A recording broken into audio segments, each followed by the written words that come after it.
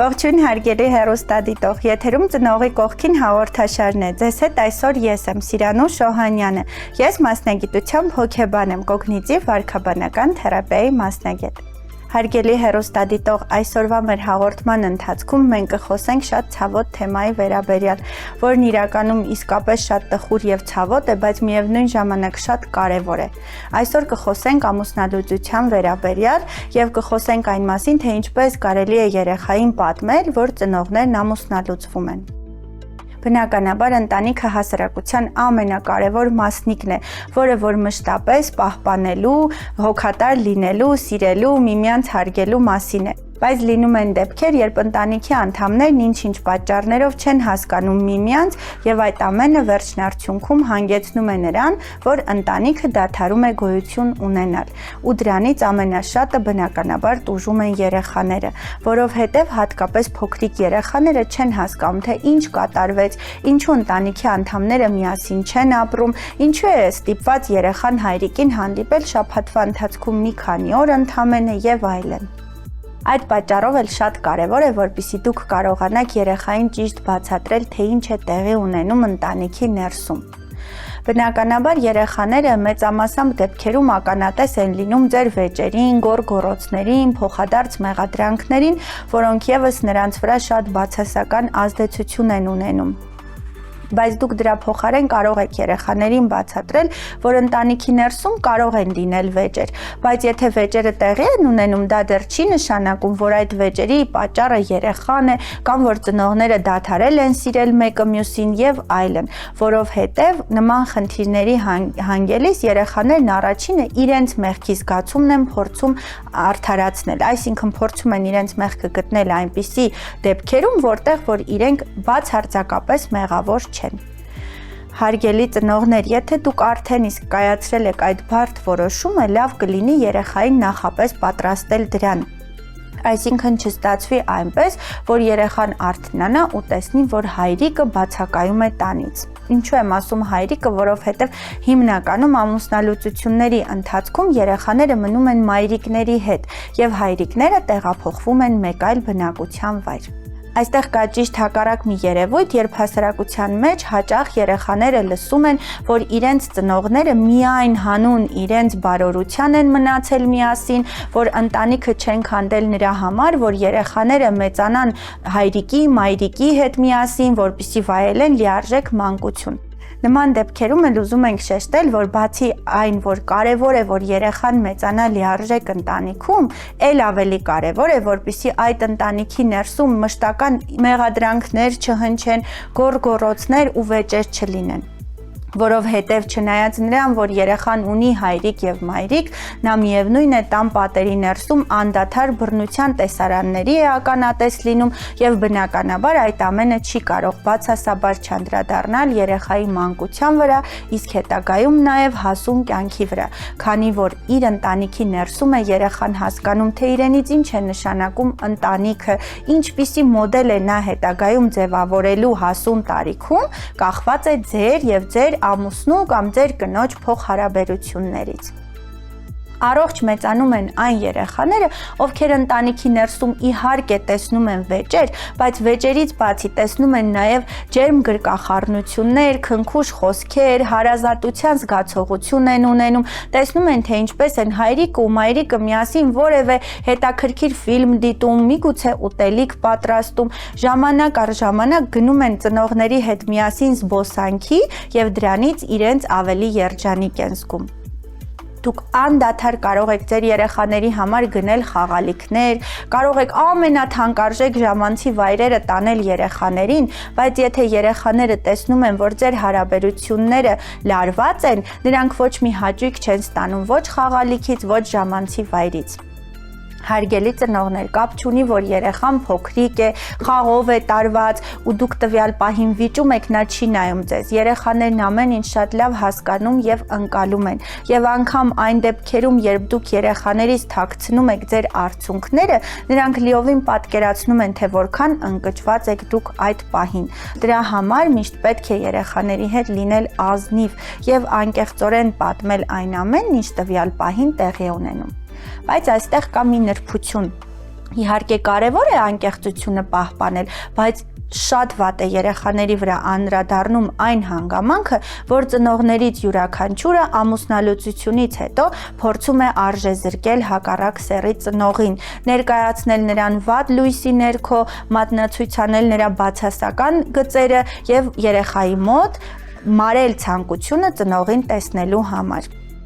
Իրականում թվում է ամեն ինչ արվում է նրա համար, որպեսզի երեխան հրաժարվի ծնողից, բայց դրա հետևանքով շատ ավելի խորքային ու բարդ ապրումներ է ունենում երեխան։ Չէ՞ որ օրինակ եթե մայրիկը վատաբանում է հայրիկին, երեխան չի դադարում սիրել հայրիկին, բայց դրա փոխարեն ունենում է մեղքի զգացողություն մայրիկի նկատմամբ։ Երբ մայրիկը նկարագրում է, որ հայրիկը վատն է, իր հետ վատ է վարվել եւ այդպես շարունակ, երեխան իրեն մեղավոր է զգում, որ սիրում է հայրիկին, որ ցանկանում է կրկին իրեն հանդիպել։ Այդ պատճառով շատ կարևոր է, որպեսզի դուք հասկանաք, գիտակցեք, որ բացի ձեր կինը կամ ամուսինը լինելը,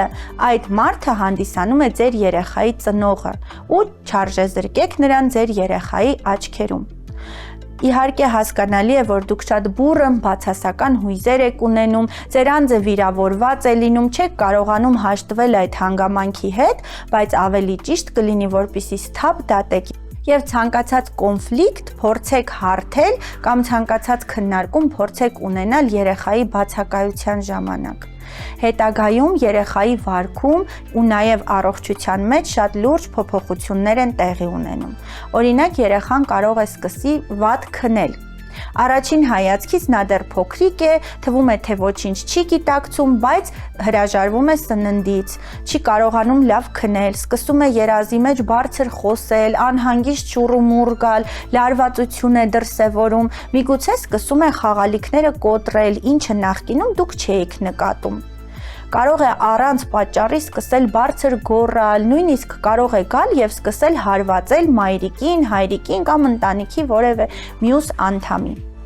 Տվյալ դեպքում շատ լավ կլինի, որպեսզի դուք երեխայի հանդեպ հոգատարություն դրսևորեք, հնարավորինս մեղմ խոսեք իր հետ, փորձեք ավելի համբերատար լինել եւ բացատրել ամենակարևոր ուղերձը փոխանցել նրան, որ անկախ նրանից, որ ծնողներն այլևս միասին չեն ապրելու, միևնույն հարկի տակ չի հանդիպելու երկու ծնողին միաժամանակ, նրանք միևնույն է շարունակելու են իրեն շատ սիրել եւ իրականում նրանց համար ամենակարևորը հենց երեխան է։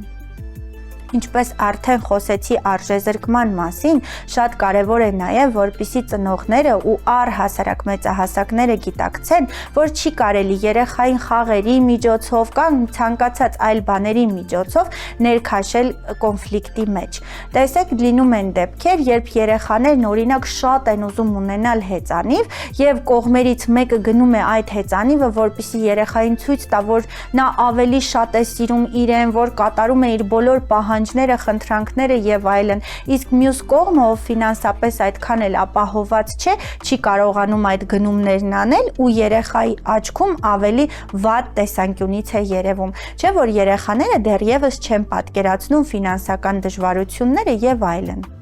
Ու միգուցե ներշնչվում են մտածելով, որ հայրիկը կամ մայրիկն իրեն ավելի շատ է սիրում, քանի որ գնել է այդ հեծանիվը։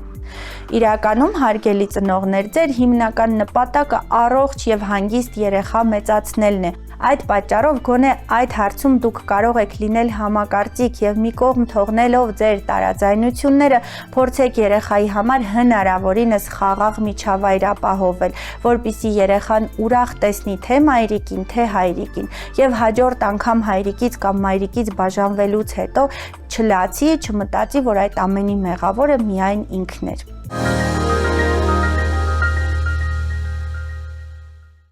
Հարգելի հեռուստադիտող, հաղորդման երկրորդ հատվածում ձեզ կներկայացնենք թերապևտիկ հեքիաթ հենց ամուսնալուծության թեմայի վերաբերյալ։ Եվ որպեսզի հեքիաթն ավելի հետաքրքիր լինի երեխաների համար, մենք օգտագործենք ընտանիքի անդամների կերպարները։ Եվ այսպես մեծ քաղաքում ապրում էր մի փոքրիկ տղա։ Եկեք մեր տղային պայմանականորեն կոչենք Հայկ։ Հայկը շատ երջանիկ էր, քանի որ ուներ շատ գեղեցիկ ընտանիք։ Ուներ հայրիկ, ով ամեն անգամ աշխատանքից վերադառնալիս իրեն ամուր գրկում էր, շատ էր սիրում, ուներ մայրիկ, ով ամեն անգամ հոգ էր տանում իր մասին, համեղ ուտելիքներ էր պատրաստում, օրվա ընթացքում խաղում էր իր հետ եւ երեկոյան քնելուց առաջ էլ հեքիաթներ էր պատմում մեր Հայկին։ Բայց օրերից մի օր Հայկը հանկարծ զգաց, որ ինչ-որ բան է կատարվում տանը։ Մայրիկն այլևս հաճախակի չի ժպտում, հայրիկը շատ մտահոգ է երևում։ Եթե նախկինում իրենք նստում էին հացի սեղանի շուրջ եւ մտերիմ ջերմ զրուցում էին իրար հետ, այժմ ամբողջ ընթացքում երկուսն էլ լռում են։ Հայկը շատ ընկճվեց եւ ամեն կերպ փորձեց պարզել, թե ինչ է կատարվում ընտանիքում։ Դրան ավելացավ նաև այն, որ մայրիկն այլևս քնելուց առաջ իր համար հեքիաթ չէր կարդում։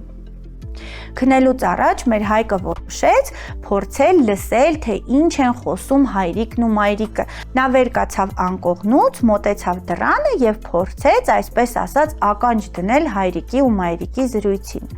Նա լսեց, որ մայրիկն ու հայրիկը բարձր գոռգոռում են, իրար մեղադրում են եւ ինչ որ բան այնպես չէ։ Կարծես թե նրանք դադարել են մեկը մյուսին սիրել։ Հայկը շատ տխուր վերադարձավ անկողին, ամբողջ գիշեր շուռումուռ եկավ անհանգիստ, այդպես էլ չկարողանալով նորմալ քնել։ Իսկ երազին շատ վատ տեսարաններ էին գալիս, թե ինչպես է մայրիկը լաց լինում, հայրիկը գոռգոռում եւ այդպես շարունակ։ Նա եկավ այն եզրակացության, որ միգուցե իր թափած խաղալիքներն են պատճառ հանդիսացել, որ հայրիկն ու մայրիկը վիճել են, եւ եթե նա ավելի կոկիկ լիներ, ավելի շատ հետևեր խաղալիքների դասավորությանը, ապա հայրիկն ու մայրիկն առաջվա պես երջանիկ ու հաշտ կլինեին։ Հայկը որոշեց առավոտյան արթնանալուն պես անմիջապես դասավորել բոլոր թափած խաղալիքները։ Դեռ երբեք նա այդքան վաղ չէր արթնացել։ Արթնանալուց անմիջապես հետո դասավորեց բոլոր խաղալիքներն իրենց տեղերում եւ ուրախ մոտեցավ մայրիկին, որպեսզի ասի, որ գործն արված է։ Բայց երբ մոտեցավ, տեսավ, որ մայրիկը շատ ընկճված է եւ միայնակ է կանգնած։ Մայրիկը նրան ասաց, որ հայրիկը հեռացել է եւ այլևս իրենց հետ չի ապրելու։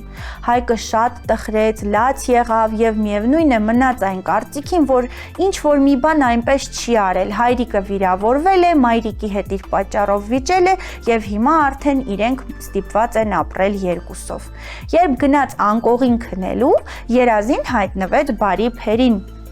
ով Հայկին պատմեց, որ իրականում հայրիկն ու մայրիկն իրեն շատ են սիրում եւ որ անգամ եթե իրենք միասին չեն ապրում, այդ ամենը ոչ թե կապված է Հայկի չարաճճիությունների հետ, այլ ավելի մեծական խնդիրների հետ է կապված եւ որ Հայկը մեծանալով այդ ամենը շատ ավելի լավ կկարողանա հասկանալ։ Նա խոստացավ նաեւ, որ Հայկը շատ շուտով կհանդիպի հայրիկին։ Հայկն արթնացավ երազից ու շատ ուրախ էր, որ Փերին իրեն այդպիսի դրական ու հուսադրող խոսքեր էր ասել։ Երբ գնաց մայրիկի մոտ, տեսավ, որ մայրիկը ժպտում է ու խոսում է հեռախոսով հայրիկի հետ։ Մայրիկը հեռախոսն անջատելուց հետո ասաց, որ հայրիկը պատրաստվում է հյուր գալ Հայկին, որպեսզի նրանք միասին գնան զբոսանքի։ Միասին անցկացրած ժամանակից Հայկը շատ ուրախացել էր եւ շատ գոհ էր։ Հայրիկն իրեն խոստացավ, որ հաջորդ անգամ էլ կգնան ձկնորսության, կգնան տարբեր զբոսայգիներ եւ այլն։ Իհարկե Հայկը շատ էր տխրել, որ ամեն առավոտ հայրիկին չի հանդիպելու, որ երեկոյան միասին չեն ընթրելու, բայց նա միևնույն ժամանակ շատ ուրախ էր, որ մայրիկին ու հայրիկին հանդիպում է, տեսնում է նրանց ժպիտը եւ միասին ժամանակ են անցկացնում։ Նա նույնիսկ մայրիկին ասաց, որ այժմ ինքն ունի երկու տուն՝ հայրիկի տունը եւ մայրիկի տունը, որոնք հավասարապես իրենն են։ Եվ ծնողներն էլ կարողացան իրեն բացատրել, որ անկախ ներընտանեկան անախորժությունները, անկախ վեճերը ու նույնիսկ միմյանցից առանձին ապրելու խնդիրը, նրանք միևնույնը շարունակում են սիրել երեխային, չէ՞ որ Հայկն իրենց համար ամենակարևորն է։ Հարգելի հեռուստադիտող, հուսով ենք, որ այսօրվա մեր հանդիպումը ձեզ համար արդյունավետ եղավ եւ դուք ինքներդ կկարողանաք ամեն անգամ դժվարությունների հանդիպելիս մի փոքր ավելի հանգիստ վերաբերվել դրանց կամ ավելի հեշտ գտնել դրանց լուծումները։ Ձեզ հետ այսօր ես էի Սիրանուշ Օհանյանը։ Կհանդիպենք։